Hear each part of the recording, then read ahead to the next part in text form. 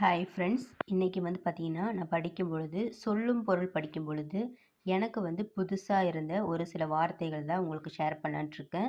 So எனக்கு இது கஷ்டமாக கஷ்டம் மீன்ஸ் இதுக்கு முன்னாடி நான் இந்த மாதிரி வார்த்தையை படித்ததில்லை. ஸோ அதனால் நான் படிக்கும் பொழுது எனக்கு இதெல்லாம் புதுசாக தெரிஞ்சுது. அதனால் உங்களுக்கும் அது யூஸ்ஃபுல்லாக இருக்கும் அப்படிங்கிறதுக்காக தான் இந்த வீடியோ நான் போட்டிருக்கேன். ஸோ எனக்கு தெரிஞ்சதை நான் எக்ஸ்ட்ரா படித்ததில் நான் உங்களுக்கு என்னென்னு சொல்கிறேன். அலை அதாவது பார்த்தீங்கன்னா, உழக்கூடிய காலை வரும் பார்த்தீங்களா? அதில வரக்கூடிய சரிங்களா?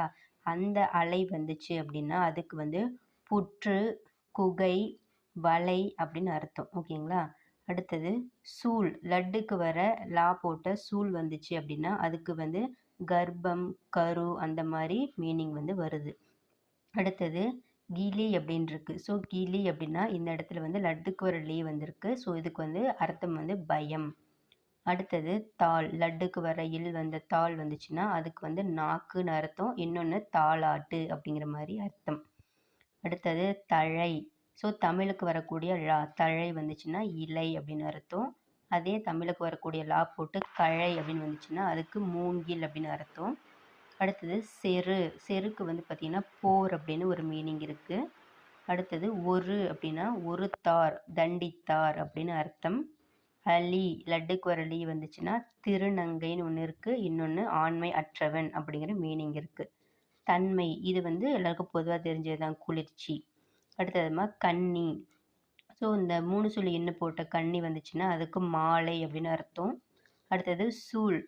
அதாவது சூல் இது காலைக்கு வரக்கூடிய எல்லாருக்கும் பார்த்தீங்களா, அந்த சூல் வந்துச்சுன்னா வஞ்சனம், சூளுரை, சபதம் அந்த மாதிரி மீனிங்.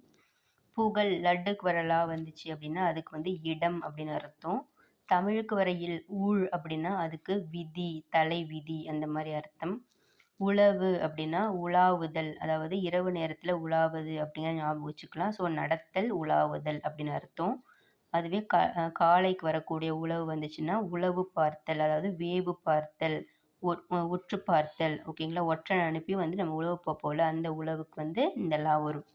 அடுத்தது லட்டுக்கு வர போட்டு ஆழி வந்துச்சுன்னா மலை துளி அப்படின்னு அர்த்தம். ஃபஸ்ட்டு சொன்ன அலின்னு இருக்குது பார்த்தீங்களா, அலின்னு வந்துச்சுன்னா அது இங்கே இருக்கும். இது திருநங்கை, ஆண்மையற்றவன் அர்த்தம். அதுவே ஆழி அப்படின்னு வந்துச்சுன்னா அது ஆலங்கட்டி, மலைத்துளி ஞாபகம் வச்சுக்கோங்க. ஸோ அந்த ஆழி வந்தால் மலைத்துளி, அலின்னு வந்தால் திருநங்கை, ஆண்மையற்றவன் அப்படின்னு அர்த்தம். அதுவே இன்னொரு ஆழி இருக்குது. இந்த போட்டு ஆழி வந்துச்சுன்னா அதுக்கு பார்த்தீங்கன்னா சிங்கம் அப்படின்னு அர்த்தம். ஸோ இந்த ஆழி வந்துச்சுன்னா ஆலங்கட்டி மலை. ஸோ லட்டுக்கு வர போட்டால் மலைத்துளி.